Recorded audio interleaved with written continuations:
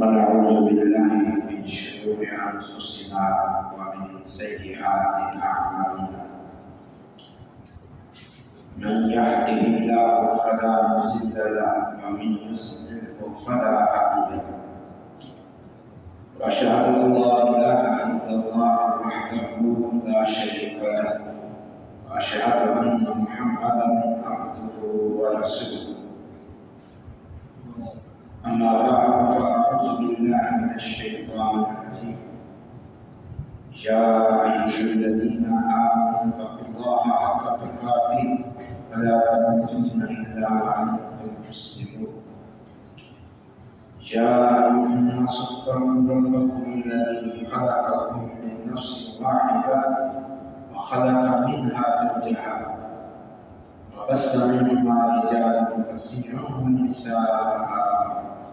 واتقوا الله الذي تساءلون به والأرحام إن الله كان عليكم رقيبا. يا أيها الذين آمنوا اتقوا الله وقولوا قولا سديدا يصلح لكم أعمالكم ويغفر لكم ذنوبكم ومن يطع الله ورسوله فقد فاز فوزا عظيما. أما بعد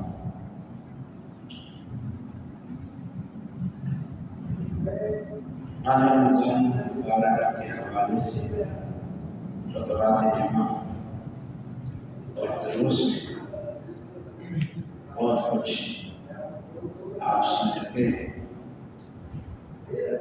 اللہ تعالیٰ نے اس مہینے کا حق ادا کرنے کی توفیق عطا فرمائے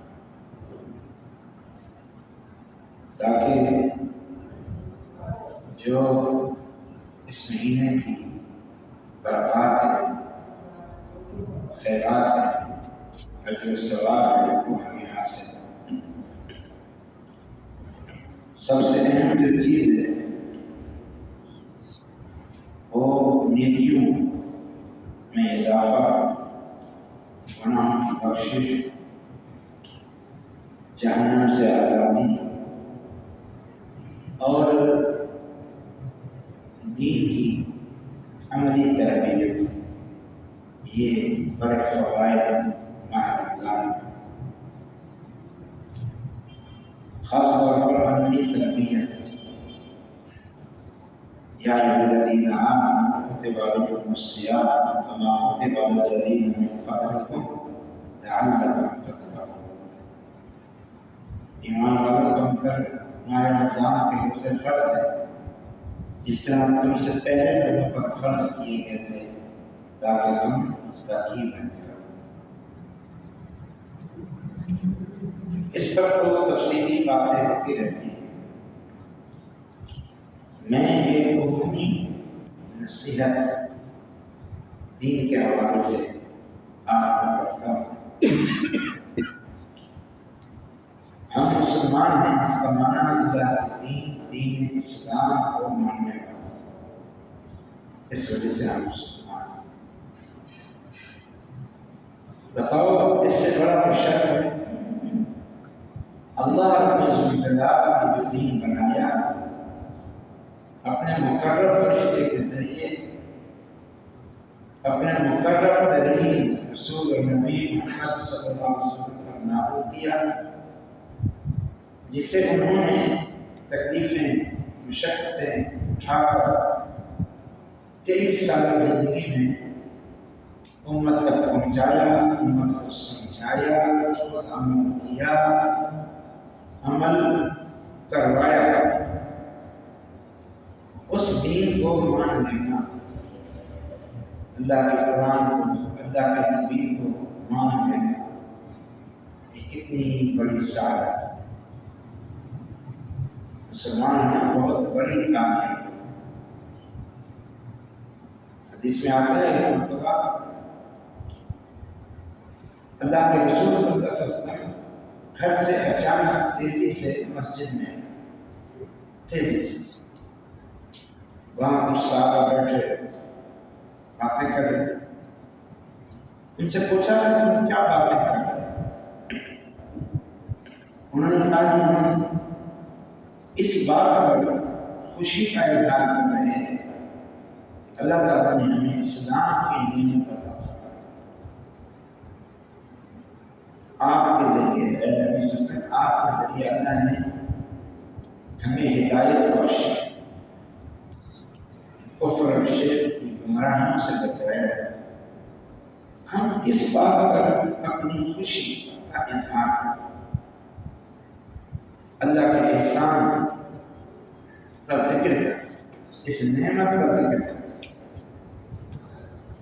آپ صلی اللہ علیہ وسلم نے فرمایا باقی قسم لے کے کہا اللہ، باقی کہ اللہ کی قسم تم یہی باتیں کر رہے تھے؟ فرمایا جی ہاں، ہم یہی باتیں کر رہے ہیں۔ آپ صلی اللہ علیہ وسلم نے فرمایا میں گھر میں تھا تو جبرائیل نے مجھے آ کے بتایا کہ اللہ تعالیٰ مسجد نبوی میں بیٹھے ہوئے یہ جو افراد ہیں ان کے ذریعے فرشتوں پہ فخر فرمایا۔ فخر کہ دیکھو یہ میرے بندے اس طرح میری نعمت کا ذکر کر رہے ہیں، میری تعریف کر رہے ہیں اور میرے دین کے ملنے پر خوشی کا اظہار کر رہے ہیں۔ اللہ تعالیٰ ان کے ذریعے فرشتوں پہ فخر کر رہا ہے۔ تو نبی صلی اللہ علیہ وسلم فرماتے ہیں اس لیے میں فوراً آیات کو تو صحیح کون صحابہ تو اس کا ذکر بھی کرتے رہتے، مسلمان ہونے پر خوشی کا اظہار، ہم بھی اظہار کریں، ذکر کریں۔ قیامت کے دن اہل جنت کی ایک دعا اللہ کا ذکر فرمائی، دعا الحمدللہ الذی ہدانا لہذا وما كنا لنهتدي لولا ان هدانا اللہ۔ جنت میں ہوں گے جنتی تو بار بار اس دعا کے ذریعے اللہ کا شکر ادا کریں، الحمدللہ الذی ہدانا لہذا۔ اللہ کے لیے ساری حمد و ثنا تعریف جس نے ہمیں اسلام کی ہدایت عطا کی، جس کے نتیجے میں آج ہم جنت میں ہیں۔ وما كنا لنهتدي، ہم اسلام کی طرف ہدایت نہ پا سکتے اگر اللہ کی ہدایت نہ دے۔ معاشرے میں کفر تھا، شرک تھا، ضلالتیں تھیں، گمراہیاں تھیں، ان کا بوجھ تھا، ان کی کثرت تھی۔ پھر ہمیں ہدایت ملی تو یہ اللہ کی خاص توفیق۔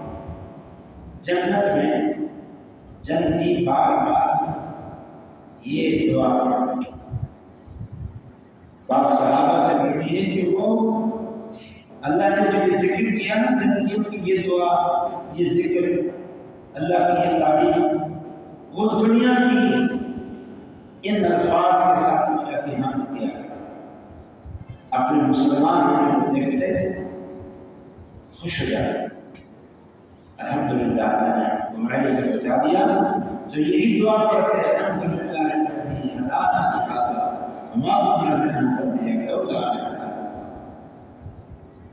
اللہ تیری تعریف ہے، تیری حمد ہے، تم نے ہمیں اسلام کی دولت عطا فرمائی، اگر ہم شرک و کفر میں پڑے ہوئے ہوتے، اگر تیری توفیق نہ ہوتی یا اللہ تو ہم ہدایت نہ پا سکتے۔ یہ اسلام بہت بڑی نعمت ہے، مسلمان ہونا بہت بڑا خوش نصیب ہونا ہے۔ اس لیے اپنے دین کے مطابق پر ضروری معلومات بھی حاصل کریں۔ اس مسلمان ہونے کے جو تقاضے ہیں ان کو بھی سمجھیں اور ان کو بھی پورا کریں، کیونکہ یہ نعمت تو تب صحیح معنوں میں بنے گی، فائدہ مند ہوگی جب اسلام کے ساتھ، دین کے ساتھ سچا تعلق۔ سب سے پہلی بات وہ کیا ہے؟ یہ یقین رکھیں ہمیشہ کہ اللہ کا دین، دین اسلام، یہ اللہ کا دین حق اور سچ دین، کوئی شک و شبہ نہیں اس میں، اس پر یقین، کوئی شک بھی نہیں ہوتا ہے۔ اللہ تعالیٰ نے قرآن میں ذکر کیا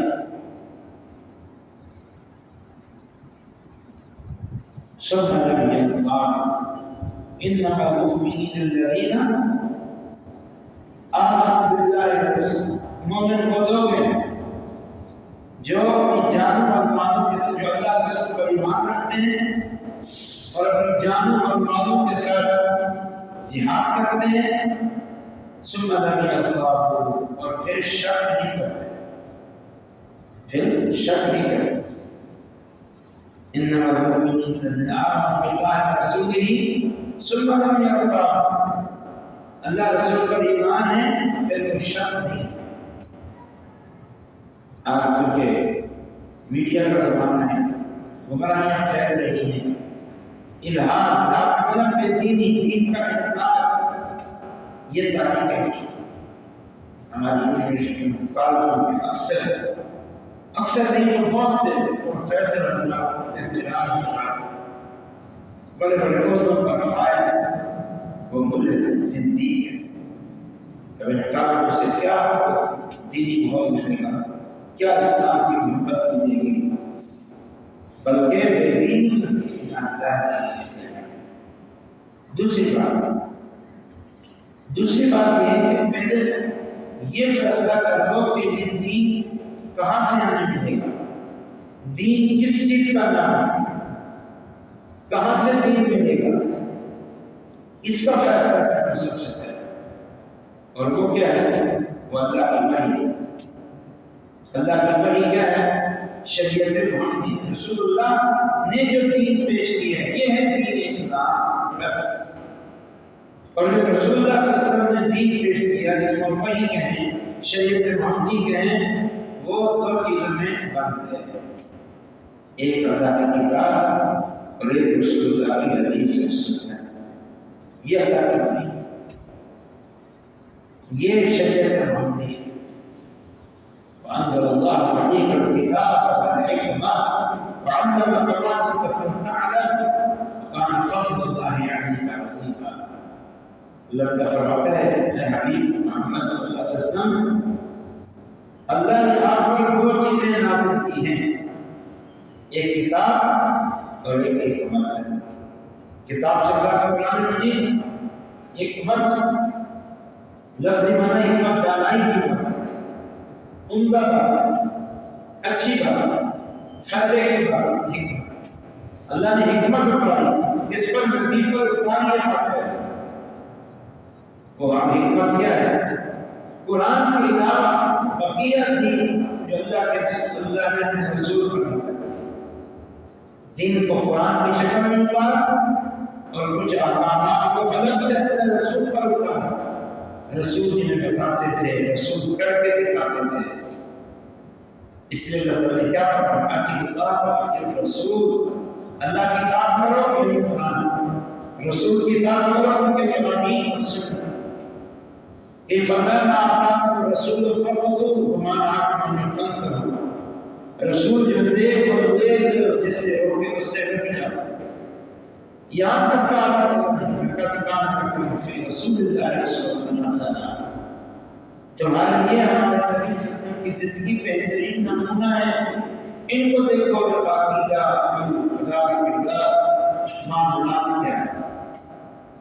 تو دین وحی آسمان سے اترا دین شریعت محمدی رسول اللہ نے جو کچھ پیش کیا جو کچھ عمل کیا یہ وحی اور شریعت محمدی قرآن اور حدیث کی شکل میں.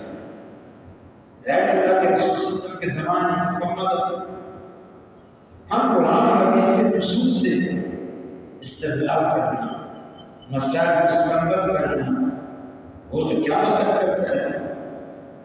قیامت تک یعنی مسائل قرآن سے مستنبط کیے جائیں احادیث سے مستنبط کیے جائیں. بنیاد قرآن حدیث بنیاد میں شخصیت تھی ایک ہی شخصیت ہے محمد رسول اللہ صلی اللہ علیہ وسلم. بنیاد کسی اور کے ملفوظات اور لکھی ہوئی کتابیں نہیں ہیں. بنیاد اللہ اس کے رسول قرآن اور حدیث ہے. اس سے جس چیز کا ثبوت ہو رہا وہ بھی ترتیب کرتی چلی جائے. ایک تو نمبر دو اس بات کو اچھی طرح ذہن نشین کر رہا ہے۔ اور یہ ایک ایسی سوچ ہے، یقین جانیں، مضبوط سوچ اور فکر جو آپ کے بڑا یہ دونوں سوچ، اللہ کا دین، دین حق اور دین سچ، یہ شیطانی وسوسوں سے جو گمراہیاں دل و دماغ میں آتی ہیں، دنیا میں پھیلی ہوئی ہیں گمراہیاں، یہ دین پر ایک ٹھوس مضبوط کہ اللہ کا دین ہے، یہ سوچا آپ کو معاشرے میں پھیلی ہوئی تمام گمراہیوں سے، شیطانی فتنوں سے، عقل پرستی کے فتنوں سے محفوظ ہے۔ اور نمبر 2، یہ دین وحی الہی، شریعت محمدی، قرآن حدیث ہے، یہ چیز آپ کو پھر شرک سے بچائے، بدعت سے بچائے۔ مسلمانوں میں جو گمراہیاں پھیلیں گی اسلام کے نام پر، جو بدعات آئیں گی، یہ قرآن اور حدیث سے مضبوطی سے تعلق آپ کو ان گمراہیوں سے دین پر پورا یقین کفار کی پھیلائی ہوئی گمراہی سے بچائے گا، اور دین قرآن حدیث کو سمجھنا یہ مسلمانوں میں پھیلی ہوئی گمراہیوں سے آپ کو بچائے گا۔ اللہ کے رسول نے یہ گارنٹی دی ہے، معروف حدیث ہے، ترقت فیکم امرین لن تضلوا ما تمسکتم بہما کتاب اللہ و سنت۔ فرمایا امت اپنا مشن پورا کرنے میں جا رہا ہوں، تمہیں خالی ہاتھ چھوڑ کے نہیں جانا، دین سمجھا کے، سکھا کے اور دین کو دے کے جا رہا ہوں، 2 چیزیں چھوڑ کے جا رہا ہوں، ان دین کو 2 چیزوں میں بند کر کے چھوڑ کے جا رہا ہوں۔ اگر ان 2 چیزوں کو مضبوطی سے پکڑے رکھو گے تو ہر میں گمراہ نہیں ہوگے۔ ایک اللہ کی کتاب اور ایک میری سنت، یہ قرآن حدیث یہ کہنے کی حد تک نہ ہو، بلکہ عقیدے کی حد تک، منہج کی حد تک، نظریے کی حد تک، عملی طور پر اس کو سمجھیں۔ جو بھی بات ہے ایسے وہ قرآن حدیث میں ہے، آپ کو سچ ہے، قرآن حدیث سے اس کا اس بات نہیں کہ وہ بات ہے، بلکہ دین سمجھنے کا ایک اور بھی ذریعہ، رسول اللہ صلی اللہ علیہ وسلم کی ذاتی سیرت، عمل، 23 سالہ زندگی، اور ساتھ میں صحابہ کرام کی سیرت، کیونکہ انہوں نے اللہ کے رسول سے دی۔ کچھ لوگ بہت ساری آیات کے معنی مفہوم بیان کرتے ہیں، تو دیکھو غور کرو کہ یہ معنی مفہوم ہمیں رسول اللہ کی سیرت سے ملتا ہے۔ آپ نے یہ کام کیا، صحابہ کرام کی سیرت اور زندگیوں سے یہ معنی مفہوم نکلتا ہے، یہ غور کرو۔ آپ دیکھیں گے بہت سارے لوگ اپنی بدعات، اپنی شرکیات، نعوذ باللہ سبحان اللہ، قرآن حدیث سے ثابت ہے۔ آپ دیکھیں روافض آپ کو ماتم، حتیٰ کہ گھوڑوں کی پوجا تک کو اپنے طور پر جھوٹ موٹ تاریخ و تبدیل کر کے قرآن سے ثابت ہے۔ اور آپ مسلمان اپنی بدعات، قبر پرستی کو، شرک کو، اپنی ساری خرافات کو، 11ویں 12ویں 13ویں 14ویں 15ویں جمعرات کے سب کو، میلاد کے جلوس کو اور ان خرافات کو ثابت کر کے دے، ثابت سے مراد تعریف کر کے دے، تو بلو کر کے۔ اگر یہ چیزیں قرآن حدیث سے ثابت ہو رہی ہیں تو اللہ کے رسول کی زندگی میں یہ چیزیں تھیں، رسول صحابہ کرام کی زندگی میں یہ چیزیں تھیں نہیں تھی، تو میری دین کہاں سے ہوئی؟ ہم سے بڑھ کر اللہ کے رسول نے دین پر عمل کیا، ہم سے بڑھ کر صحابہ نے دین پر عمل کیا، دین کو سمجھا، زیادہ ان میں دین پر عمل کا جذبہ تھا۔ جب انہوں نے یہ کام نہیں کیے تو یہ دین کہاں سے ہو، کہاں سے ہو؟ اس لیے دیکھیں ایک حدیث میں اس نقطے کو بیان کیا، بڑا عظیم نقطہ ہے، فرمایا میری امت یہاں تک فرقوں میں بڑھ جائے، سب جہنم میں جائیں گے سوائے ایک۔ صحابہ نے کہا وہ ایک کون ہے؟ فرمایا ما انا علیہ واصحابی، آج جس بات پر، طریقے پر، عقیدے پر میں اور میرے یہ صحابہ ہیں، بس جو اس طریقے پر ہوگا قیامت تک وہ کیونکہ وہ صحیح دین پر، وہ صحیح دین پر، اس کو صحیح دین کی فہم ہے، اور جو اس سے انحراف کرتا ہے وہ پھر جہنم میں۔ کتنی بڑی بات ہے۔ تو یہ دوسری بات ہے کہ دین قرآن اور حدیث ہو سکتا ہے، اور اس کا پھر تقاضا کہ دین کی معرفت حاصل، دین کی سمجھ حاصل کرنا۔ ایک تو آپ کا عمل درست ہو، صحیح کہ آپ دین کا عمل کرتا ہے، سنی سنی باتیں نہیں، دین قرآن حدیث ہے، قرآن حدیث پر عمل کرنا، اس کی معرفت حاصل کرنا۔ پڑھتے رہو، سنتے رہو، سمجھتے رہو، اشکال پیدا ہو تو پوچھو، دلائل پوچھو۔ یہ فہم، یہ جذبہ تحقیق کا جذبہ۔ رسول اللہ صلی اللہ علیہ وسلم نے فرمایا من یرید اللہ خیرا یفقہہ فی الدین، اللہ تعالیٰ جس کے ساتھ خیر اور بھلائی کا ارادہ فرماتا ہے اس کو دین کی سمجھ عطا فرماتا ہے۔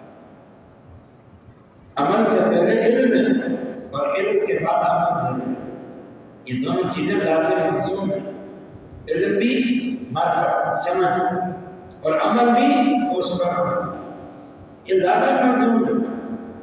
اصل عمل ہے، یا اصل عمل قرآن پر، دین پر، شریعت پر عمل، لیکن عمل صحیح ہو، شریعت پر ہو، وحی الہی پر ہو، دین پر ہو، سنی سنائی باتوں پر نہیں۔ اس کے لیے پھر علم ہے تاکہ آپ کو علم، پورا یقین اور بصیرت۔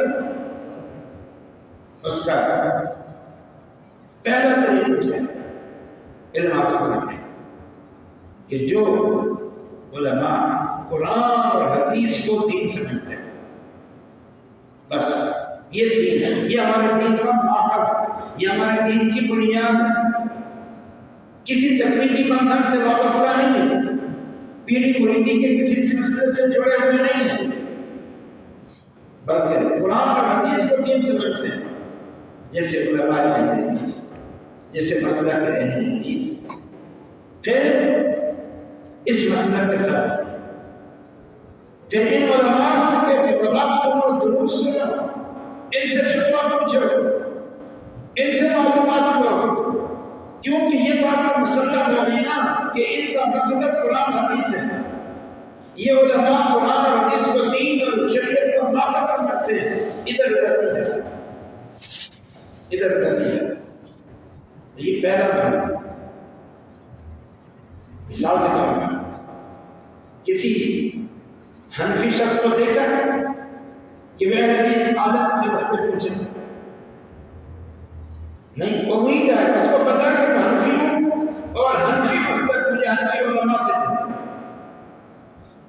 وہ مسلک حنفی بتائیں، اب آزاد کر بتائیں کہ حنفی ہوئی ہے، سکھ ہوئی ہے، جانا ہوئی ہے، وہ اسی کو سمجھتے ہیں۔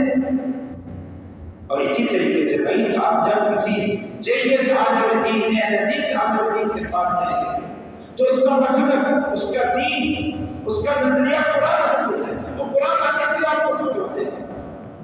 ہم بشری کے کاموں سے کسی نئے جدید مسائل میں اس کو استنباط میں فہم کی غلطی لگ سکتی ہے، لیکن کم سے کم وہ بنیاد قرآن حدیث کو بنائے، بنیاد۔ اس لیے پھر اپنے اہل حدیث علماء کے خطبات سنیں، دروس سنیں، ان کے فتاوی سنیں، جو مسئلہ درپیش ہو ان کی طرف رجوع کریں، یہ کہہ کے کہ ہمیں قرآن اور حدیث سے اس مسئلے کی علم ہے۔ خطبات سنیں گے، وہ احکامات جو بتائیں گے وہ قرآن حدیث کے ہیں مطابق ہوگا، فتویٰ مانگیں گے وہ فتویٰ قرآن حدیث کے مطابق دیں گے۔ آپ پڑھ کے دیکھیں، کسی لائبریری موجود ہے یا فتاویٰ موجود ہو، علماء حدیث کے فتاویٰ، جیسے وہ سوالات کے جواب دیتے ہیں، بعد ان کو لکھ کے ایک جگہ جمع کر دیے جاتے ہیں، وہ کتابی شکل میں آ جاتے ہیں۔ دیکھ لیں آپ جا بجا قرآن حدیث قرآن حدیث قرآن حدیث کا بات، اور دوسری طرف آپ احناف حضرات کے فتاوی اٹھا کے دیکھیں، جو ان کے علماء کے فتوے دیے، حوالہ ہوگا فلاں فقہ کتاب کا، فلاں فقہ کتاب کا، فلاں فقہ کتاب کا، فلاں، کوئی قرآن حدیث کا حوالہ نہیں اللہ کا شاء۔ تو یہ بھی مسئلہ ہے، فہم حاصل کرنا، سمجھ حاصل کرنا، اور اس کی بنیاد کیا ہے؟ خطبات جمعہ سنا کر دروس سکھاتا ہے، علماء آئے ان کے دروس سنو، کوئی آپ کو اشکال مسائل کی بات ہے ان سے پوچھو، وہ یہاں نہیں آ سکے تو جہاں وہ ہے وہاں جاؤ، علم سے وابستہ ہو جاؤ۔ تو اصل عمل شریعت پر عمل، اس کے لیے پہلے علم ہے تاکہ ہمارا جو عمل ہو وہ صحیح ہو۔ یہ دونوں چیزیں لازم مربوط ہیں۔ اب یا تو عمل ہی نہیں، جب عمل ہی نہیں تو علم کیا ہو بھائی؟ عمل علم تو وہ حاصل کرے گا نا جس میں عمل کا جذبہ ہو۔ جب عمل ہی نہیں کرنا تو علم کہاں سے حاصل کرے گا؟ بھائی آپ نے مثال کے طور پر چھٹا جانا ہی نہیں ہے، آپ کو کیا ضرورت ہے پوچھنے کی چھٹا میں کون سا راستہ جاتا ہے، کون سی بس جاتی ہے، کیسے جاتے ہیں، کیا ہے کیا نہیں ہے، کیا ضرورت ہے پوچھنے؟ جب آپ نے جانا ہی نہیں، جب آپ نے حیدرآباد جانا ہی نہیں، مثال دے رہا ہوں، تو آپ کو کیا ضرورت ہے پوچھنے کی؟ جہاں بندہ جاتا ہے اس کے بارے میں پوچھتا ہے۔ اس لیے کچھ لوگوں کو نہ تو عمل کی ضرورت ہے، علم کی ضرورت ہے۔ علم کی ضرورت ان کو ہے جو عمل کرنا چاہتے ہیں۔ عمل کرنا ہے تو پھر علم حاصل کرو، پھر یہ نہیں ہے کہ بس چھٹا جانا ہے، بس گاڑی نکالو اور چل پڑو، جو راستہ صحیح نظر آئے کرتے چلے جاؤ، چلتے چلے جاؤ۔ نہیں، معلومات کا پوری طرح ایک ایک سے پوچھو، جو ذرائع معلومات کے ہیں، جو معتبر ذرائع ہیں، وہ معتبر ذرائع استعمال کر کے راستہ پوچھو، پھر آگے۔ وغیرہ ایسی چل پڑے پوچھا تو آپ کی محنت ضائع ہوگی کہ نہیں؟ برباد ہوگی محنت، جانا کہاں پہنچ کہاں جاؤ۔ تو قرآن حدیث یہ دین، دین پر عمل کے لیے قرآن حدیث سے رہنمائی لیتے رہو، فہم لیتے رہو، سمجھ لیتے رہو۔ اس کا ایک ذریعہ خطبہ جمعہ ہے، یہ سب سے بڑا ذریعہ ہے علم کے حصول، سب سے بڑا، اور لوگوں کو اس کی کوئی پرواہ نہیں۔ خطبہ شروع ہو جاتا ہے 10 20 15، پھر رستہ آتے رہتے ہیں، ان کو پتہ نہیں ہوتا کیا بات چل رہی ہے، تنبیہ کیا تھی، موضوع کیا تھا، یہ کس چیز کے دلائل دیے جا رہے ہیں، کچھ پتہ نہیں۔ کچھ تو بالکل آخر میں آتے ہیں، اسے نماز پڑھنے کے لیے آتے ہیں، ثواب سے بھی محروم اور علم سے بھی محروم، ثواب سے بھی محروم اور علم سے بھی محروم۔ تو کیسے پھر رہنمائی ہوگی؟ ظاہر پر سنی سنی باتیں، دیکھا دیکھی کی باتیں، اس پہ چلتے رہیں گے اور گمراہ ہوتے رہیں گے۔ مرضی کا دین، ایک تو یہ بات۔ اس کے بعد عمل ضروری ہے، عمل بہت، عمل کے بغیر چار چیز، اس کو ہم اس کی وجہ سے ہی نیچے بڑھیں۔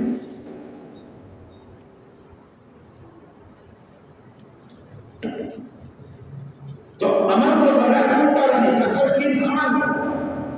اب دین کو بھی مان لیجیے، قرآن حدیث دین، اسلام کو بھی اللہ کا دین سمجھ لیے، اللہ کا دین عمل نہیں، تو کیا فائدہ اسلام کو قبول کرنے کا؟ علم بھی حاصل کر لیا تو کیا فائدہ علم حاصل کرنے کا اگر عمل ہی نہیں؟ آج مسلمانوں نے عمل نہیں، کمزور ہو گیا، عملی طور پر کمزور۔ عمل کی جو ظاہری شکل ہے، ظاہری شکل کو نماز، یہ ظاہری شکل قرآن میں سب سے زیادہ نماز کی تاکید اور نماز کا، اور رسول اللہ صلی اللہ علیہ وسلم نے یہاں کہا بین العبد والکفر ترک الصلاۃ، بندے اور مومن کے بیچ میں جو چیز فرق کرنے والی ہے وہ نماز، نماز پڑھتا ہے یہ چیز اس کو کافر سے ممتاز کر دے گی، نماز نہیں پڑھتا یہ اس کو کافر میں شامل کر دے گی۔ یہ ظاہر فرق ہے، یہ سب سے عظیم عبادت ہے دین کے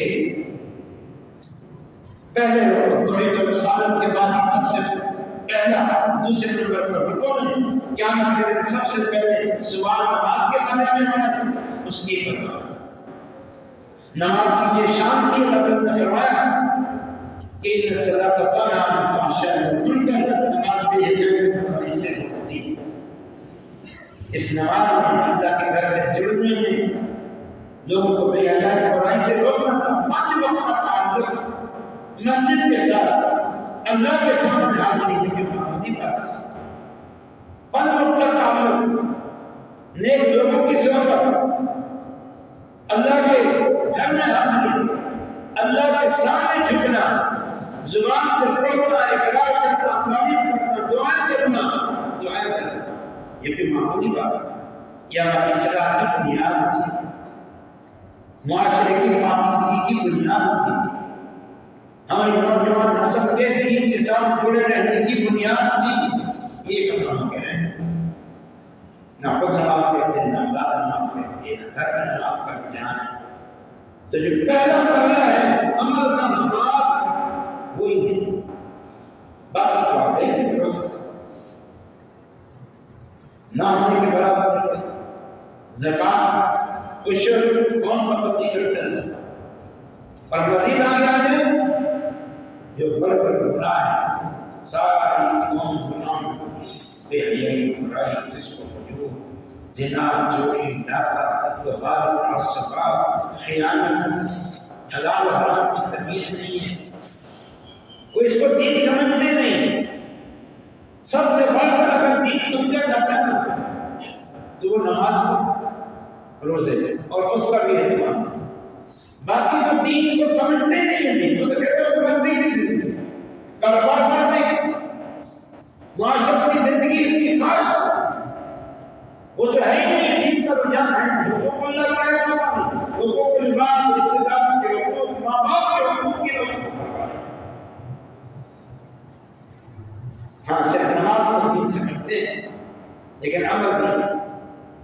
عید کی نماز پڑھتے ہیں بس، عید کی نماز یا جمعہ بھی باپ کے طور پہ آ کر فرض کرنا. تو یہ جو ہمارا طرز عمل ہے. اب اس حوالے سے تو ایک دن پر عمل اور وہ بھی پورا عمل ہمارا تو ادھورا ہی نہیں. امت کا ادھورا عمل ہی نہیں ہے. جبکہ حکم کیا ہے؟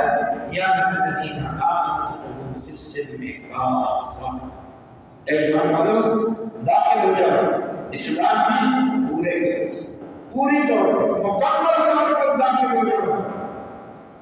اسلام کیا ہے؟ ایمان، عقیدہ. اسلام کیا ہے؟ عبادت. اسلام کیا ہے؟ اخلاقیات. اسلام کیا ہے؟ معاشرتی حقوق. اسلام کیا ہے؟ احکامات، تجارت کے احکامات، نکاح کے احکامات، اکل و شرب و لباس کے احکامات. یہ دین. ہم تو اپنا عقیدہ بھی درست قرآن حدیث کی روشنی میں عقیدہ بھی درست کرنے کے لیے تیار ہیں. عقیدہ وہ بھی بس جو باپ دادا قوم برادری کا جو اچھا لگتا ہے اس کو ہم دین بنانا. جو اصل بنیاد ہے حلال حرام کی تمیز نہیں. گناہ میں گناہ ہے، گناہ ہی گناہ ہے. یہ ہمارے رمضان آپ دیکھیں کہ رمضان برکتوں کا مہینہ. بندہ سوچے یار پورا سال پڑا ماہ رمضان میں زیادہ وقت عبادت میں گزارا. یہ جو اعمال ہے نا یہ ضائع نہ ہو. روزہ رکھو، تراویح پڑھو پابندی کے ساتھ، اور شب قدر میں پانے کی کوشش کرو. کم سے کم یہ جذبہ تو روزہ پھر بھی کچھ لوگ رکھ لیتے کچھ، اور روزہ رکھنے والے اکثر تراویح اور شب قدر کی عبادت کا تو تصور ہی نہیں ہے. تصور بھی نہیں. ابھی آخری شب چل رہا ہے اور بازاروں کی، مارکیٹوں کی، روڈوں کی رونق بڑھتی چلی. رات یہاں پہ جگہ سے عشاء کے بعد درس دے کے آئے، گزر گئے. ایک بہت بڑی جگہ شارع فاصل کے ساتھ فوڈ اسٹریٹ بنی، لیبر اسٹریٹ ملینیم مال کے پاس. آپ لوگ جانتے ہیں ریسٹورنٹ پر باہر بڑی چیز اوپر سے شب قدر داخلہ میں ہوئی ہے کہ وہ اگر مل جائے تو 1000 مہینے سے بھی افضل ہے. کتنا بڑا تحفہ ہے. قدر کسی ہے پرواہ کسی مسجدیں ایسے خالی پڑی. بلکہ ناراض نہ ہوں متکفین. میں یہاں کی بات نہیں کر رہا ہوں، میں بات کر رہا ہوں. ہم نے خود اپنی آنکھوں سے دیکھا متکفین تاکراتوں نے خام گوشت کی طرح خراٹے دے جو آئے ہی شب قدر پانے کے. اعتکاف کا بنیادی مقصد ہے شب قدر کو پانا، لیلۃ القدر کو پانا. ان کی عادت باقی بھی کیا ہے؟ خود بدت سنیں گے بس چھٹی، یا جا کر سو جائیں گے گھومیں گے پھر. قدر نہیں. عمل کی طرف آؤ، عمل کی طرف آؤ. ایک کا عمل پورا عمل، مکمل عمل. اللہ کے رسول کی زندگی پوری عملی زندگی تھی کہ نہیں؟ صحابہ کی زندگی پوری عملی زندگی تھی یا نہیں؟ تمل قرآن تمل عمل. ساتھی کہتے ہیں قرآن کرتا، اللہ کے رسول ہمیں قرآن دیتے سمجھاتے، ہم قرآن دے دیتے جو آئے کرتے سمجھ لیتے ہم اس پر عمل کرتے. اگلی آیات سے پہلے ان آیات پر عمل ہو چکا ہوتا، پھر اگلی آیات آتی، پھر ہم کے ساتھ بھی یہی کرتے عمل کرتے. اگلی آیات سے پہلے ان پر عمل ہو چکا ہوتا. یوں قرآن کرتا رہا، ہم سمجھتے رہے، عمل کرتے رہے. تمل قرآن تمل قرآن کا نزول بھی مکمل ہو گیا، قرآن کا عمل بھی مکمل. اور دین کے حوالے سے عمل پورا، اور نمبر 2 عمل دائمی مستقل پابندی کے ساتھ. یہ نہیں کہ نماز پڑھنی ہے بس جب دل چاہ پڑھ لی. اب نماز تو ہے لیکن پابندی کے ساتھ نہیں. روزہ رکھ لیا، ایک دو رمضان کے روزے رکھ لیا، عید کھانے کے قابل ہے، سیویاں کھانے کے قابل ہے، یا صدقہ خیرات کر دیا، کسی سال دے دی صدقہ، کسی سال نہیں، پوری دی ادھوری دی کچھ پتہ نہیں. کسی معاملے میں سودا صحیح کر دیا، منافع صحیح مل گئے، کسی نے فلال کر دیا، دھوکہ کر دیا، حلال و حرام کی تمیز نہیں. تو یہ کیا ہے؟ یہ مستقل مزاجی میں دین پر عمل پورا ہو، اور دین پر عمل ہمیشگی کے ساتھ، دن ہو رات ہو صبح ہو شام ہو، فائدہ ہو نقصان ہو گھاٹا ہو، سردی ہو گرمی ہو، پھر وہ عمل کرنا ہے. پھر نماز پڑھنی ہے، بھلے گرمی ہے، آپ کو گھر سے دھوپ میں چل کر آپ کو پڑھنی ہے نماز. یہ نہیں کہ سردی کی پڑھ رہے گے، عشاء کی پڑھ رہے گے، ٹھنڈا پہن گے، اب زور کی نماز چلی پڑی، یا چلو جی عشاء کی پڑھ لی، مغرب کی پڑھ لی، فجر کی نماز نہیں پڑھی جاتی. کون اٹھ گیا ہے؟ 2-3 بجے تو ہم سوئیں. اب 2-3 بجے سونے والا پھر سے فجر نہیں اٹھے. بتاؤ، رسول تو اپنا ہے. اسلام تو کہتا ہے عشاء کے بعد سو، کوئی کام نہیں ہے تو سو. تہجد پڑھنے کی نیت سے صبح نماز بعد نماز کی نیت سے. تو عمل ایک تو پورا، اور نمبر 2 عمل دائمی، ہمیشہ کرو، تسلسل کے ساتھ، پابندی کے ساتھ. کھلونا نہ بناؤ دین کو. جب دل چاہ نماز پڑھی گئی تو گئی، جب دل چاہ روزہ رکھ دیا نہیں تو نہیں، دل چاہ زکات دے دی نہیں تو نہیں، دل چاہ اپنی تجارت کو جائز طریقے سے کیا، کوئی فراغ دھوکے کا موقع ملا تو فراغ دھوکہ کر دیا. کسی کے ساتھ اچھا کھلا، کسی کے ساتھ برا کھلا، کبھی حق دے دیا، کبھی حق دبا دیا. یہ کیا ہے؟ یہ دین کے ساتھ سچی وابستگی. یا ایھا الذین آمنوا اتقوا اللہ حق تقاتہ ولا تموتن الا وانتم مسلمون. اللہ تعالیٰ فرماتے ہیں ایمان والو، ڈر جاؤ اللہ سے جتنا اچھا ڈرنے کا حق ہے، اور نہ تم مرو مگر مسلمان بن کے. اللہ سے ڈرنے کا حق ادا کرو، اور اللہ سے ڈرنے کا کیا ہے؟ دوام العمل، ہمیشگی کا عمل، ہر وقت کا تقویٰ. یہ اللہ سے ڈرنا، پورا عمل، ہر وقت کا عمل، یہ ہے تقویٰ. یہ تقویٰ، یہ تو اللہ کا ڈر نہیں ہے. ایک نماز پڑھے ایک چھوڑ دیں، اسے کہ اللہ کا ڈر کہیں. کچھ روزے رکھے کچھ نہ رکھے، اسے اللہ کا ڈر کہیں. ایک مسلمان بھائی کا حق ادا کرے، دوسرے کا حق ادا کرے، یہ صرف اللہ کا ڈر کہیں. کبھی فراغ کبھی دھوکہ، اور کبھی فراغ اور دھوکے سے اتنا جس کو اللہ کا ڈر کہیں گے تو اللہ کا ڈر تو نہ ہوتے تو مرضی کا دین، لوگوں کے سامنے دین داری، پیٹھ پیچھے جب کوئی نہ ہو تو پھر مرضی، خواہشات نفس، اللہ کے حقوق کو پامال، اس کو اللہ کا ڈر کہتے ہیں۔ یا الذین آمنوا، اے ایمان والو اللہ سے ڈرنا، یہ سب سے ڈرنے کا حق ہے۔ ولا تموتن الا وانتم مسلمون، اور نہ تم مرو مگر مسلمان ہو۔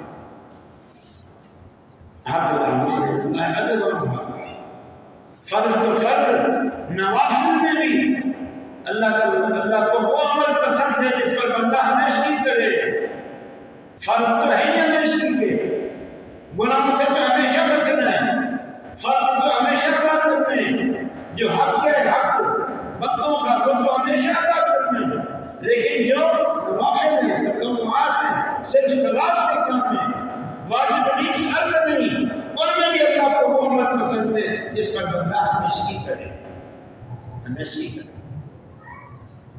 ہمیشہ تلاوت کرے تھوڑی تھوڑی، ہمیشہ صدقہ دے تھوڑا تھوڑا، ہمیشہ تلاوت پڑھے مکمل پڑھے، تاکہ رات کو تمام راتیں جاگ کے گزارے، پابندی کے ہمیشہ سچ بولے، جھوٹ سے بچے، صلہ رحمی کرے، نیک عمل کو اختیار کرے، اللہ کی بات بہت پسند ہے۔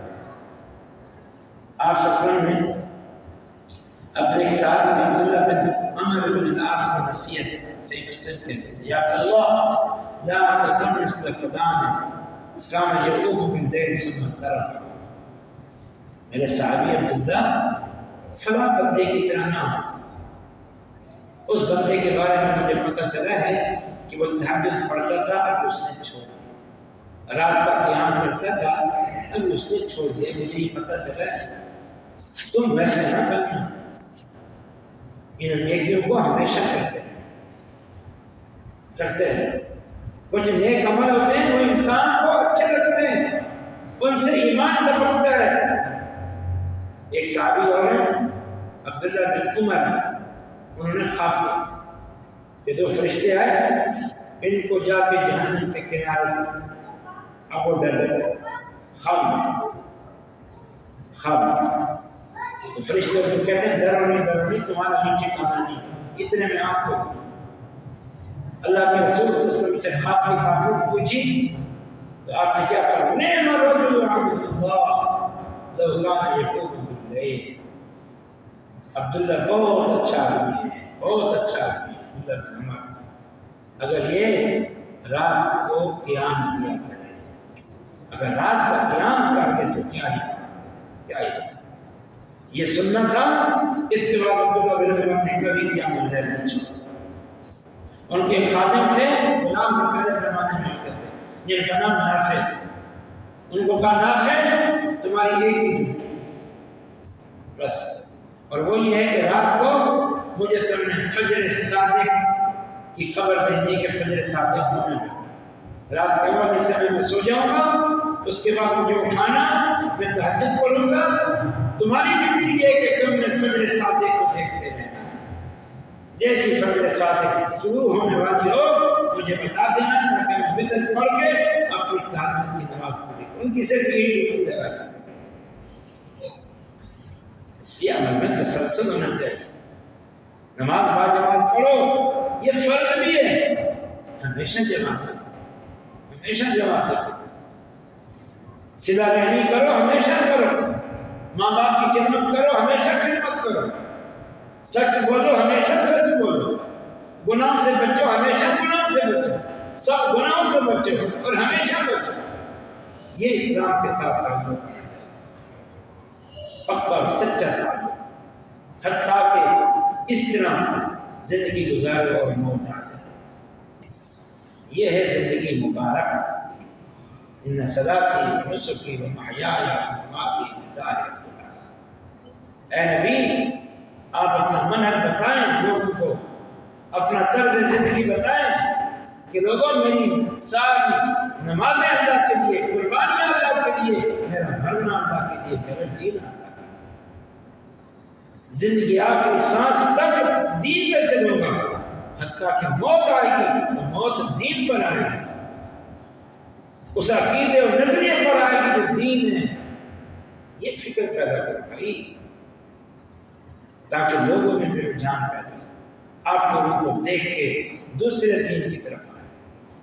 اللہ تعالیٰ نے یہ مومنوں کی ایک صفت بیان کی، وہ دعا کرتے ہیں جعلنا للمتقین اماما، اے اللہ ہمیں دیگر مسلمانوں کے لیے نمونہ بنا دو، آپ نمونہ بن جائیں، کیونکہ اللہ نے آپ کو دین کی فہم دی، شرک اور کفر اور بدعات سے بچے، دین کی محبت کی، دین پر یقین دیا، ہر حال میں دین پہ ڈٹے ہوئے جبل میں۔ اللہ نے آپ کو مسجد سے جوڑا، بہت سارے نیک اعمال سے جوڑا، مزید جڑ جاؤ، مزید پختہ ہو جاؤ، تو آپ کا معاشرے میں ان بنیادوں پر قائم ہونا، کھڑے ہونا، چلنا پھرنا، کھانا پینا، زندگی گزارنا، یہ دوسروں کے لیے نمونہ بن جائے۔ اور ویسے بھی اہل حق کی ذمہ داری ہے کہ وہ دوسروں تک حق پہنچائیں۔ وتواصوا بالحق، کامیاب کون ہے؟ جو خود ایمان و عمل پر قائم ہو اور حق کی آگے وصیت کریں۔ اگر سمجھتے ہو کہ ہم توحید و سنت پر ہیں، حق پر سب پر ہیں، اور یہ دین اللہ کا سچا دین ہے، تو اس پیغام کو لوگوں تک پہنچاؤ۔ جس کو دیکھو وہ ملحد صدیق بنا پھرتا ہے، عقل پرست بن کے دین کے خلاف باتیں کرتا ہے، انکار حدیث کرتا ہے، شریعت کے معاملات کا انکار کرتا ہے، میری عقل میں نہیں آتی، اس کو سمجھاؤ، اس کو پکڑ کے عالم کے پاس لے آؤ، کہیں اور بڑا عالم اس کے پاس لے جاؤ، یہ اس کے ساتھ خیر کھائیے، تمہارا بھائی ہے، رشتہ دار ہے، پڑوسی ہے، یہ اس کے ساتھ خیر کھائیے، یہ اس کو راشن دینے سے،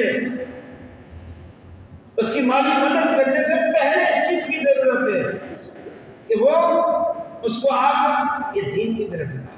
کسی کو دیکھتے ہو نماز نہیں پڑھتا، اس کو پیار محبت سے نماز کے لیے لے آؤ، ترغیب کرو، خطبات جمعہ میں لے آؤ، دروس میں اس کو لے آؤ، کسی نہ کسی بہانے سے کوئی کتاب دو اس کو، قرآن دو اس کو ترجمے کے ساتھ، کوئی اور سود میں پڑا ہوا ہے، رشوت خوری میں پڑا ہوا ہے، تو اس کو سمجھاؤ بھائی آپ کی ذمہ داری ہے، آپ نمونہ ہو، یہ اللہ کے بندے بھٹکے ہوئے گمراہ ہیں۔ پیارے نبی کا یہی مشن تھا، آپ لوگ اس مشن کے پاسبان ہیں، خاص طور پر یہ جو بڑا عظیم شان مرکز، یہ دینی مراکز کس لیے ہوتے ہیں؟ ایک تو ہم اپنے دینی امور بجا لے آئیں، جیسے نماز ہے، خطبہ جمعہ ہے، تعلیم و تعلم ہے، تاکہ یہ بجا لیں، اور نمبر 2 تاکہ معاشرے میں اصلاح ہو، دین کی دعوت پہنچے، حق پہنچے، توحید کا آوازہ بلند ہو، سنت کا آوازہ بلند ہو، شرک اور بدعت کا رد ہو۔ یہ مراکز دین کی اسی لیے ہوتے ہیں۔ ایک تو خود جڑ جائیں، اپنے اہل و عیال کو جوڑ دیں، تاکہ آپ دین میں بڑھتے چلے جائیں، دین میں مضبوط ہوتے چلے جائیں، گمراہیوں سے بچتے چلے جائیں، اور دوسرا ان مراکز کی سرپرستی کریں، خدمت کریں، یہاں تعلیم، تعلم، دعوت و تبلیغ کے جو معاملات ہیں اس کی نگرانی کریں، اس کی حوصلہ افزائی کریں، اپنی جیب سے خرچ کریں، دیں، تاکہ یہ نماز، ایمان کی خطابت، یہ تعلیم، یہ تدریس، یہ دینی قرآن یہ بہتر سے بہتر انداز میں چلیں، مسجد کا مدرسے کا نظام بہتر سے بہتر ہو، عالی شان لائبریری ہو، عالم موجود ہو لوگوں کو فتویٰ دینے کے لیے، تو سارا نظام ہو، تاکہ صحیح معنی میں علم مرکز ہو۔ اپنے مرکز کو مضبوط کرو، شاباش بھی دو جو کام کر رہے ہوں، سرپرستی کرو، ان کی ٹانگیں نہ کھینچو، بات پہ اعتراض نہ کرو، ان کا ساتھ دو اور اپنا تعاون پیش کرو۔ جب کبھی تمہاری وقت کی ضرورت ہو تو وقت دو، تمہاری قوت اور طاقت کی ضرورت ہو تو وہ آؤ، کیونکہ قرآن میں اس کا انتظام سنبھالنا ہے، نگرانی کرنی ہے، اعلان کیا جائے کہ قرآن کرنا ہے، اتنے پیسوں کی ضرورت ہے، فلاں مسجد کا کام رک گیا ہے، پیسوں کی ضرورت ہے، جنریٹر خراب ہو گیا ہے، پیسوں کی ضرورت ہے، صفیں لینی ہے، پیسوں فلاں، تو پھر پیچھے نہ ہٹو، تاکہ یہ مسجد مدرسے کا نظام مضبوط ہوگا، دعوت پھیلے گا، توحید پھیلے گی، سنت پھیلے گی، لوگ دین کی طرف آئیں گے۔ آپ پھر لوگوں کو گھیر کے بھی لے آئیں، پکڑ کے لے آئیں، سمجھا کے لے آئیں، اللہ کے گھر لے آئیں، خطبہ سنوائیں، واعظ سنوائیں، علماء سے ملوائیں۔ جو بھی بہتی بہتی باتیں کرتا ہے اس کو لے علماء کے پاس، یہ بھی آپ کی ذمہ داری ہے۔ اللہ تعالیٰ ہم سب کو دین کے حوالے سے ان تمام پہلوؤں پر غور کرنے کی توفیق عطا فرمائے۔ دعا ہے اللہ تعالیٰ اس مرکز کو مزید ترقی دے، جو یہاں پر علمی اور تربوی اصلاحی سلسلے ہیں، اللہ تعالیٰ ان کو مزید ترقی عطا فرمائے، اور جو آئمہ، خطباء اور مؤذنین اور انتظامیہ اور آپ لوگ اس مرکز کی خدمت کر رہے ہیں، اللہ تعالیٰ سب کی اپنی اپنی خدمات کو قبول فرمائے۔ اللہ تعالیٰ اس مسجد مدرسے کو علاقے کے لیے مینارہ نور بنائے، توحید و سنت کی نشر و اشاعت کا باعث بنائے، اور اللہ اپنے بندوں کی اصلاح کا اس کو ذریعہ بنائے۔ اقول قولی ھذا وآخر دعوانا الحمد للہ۔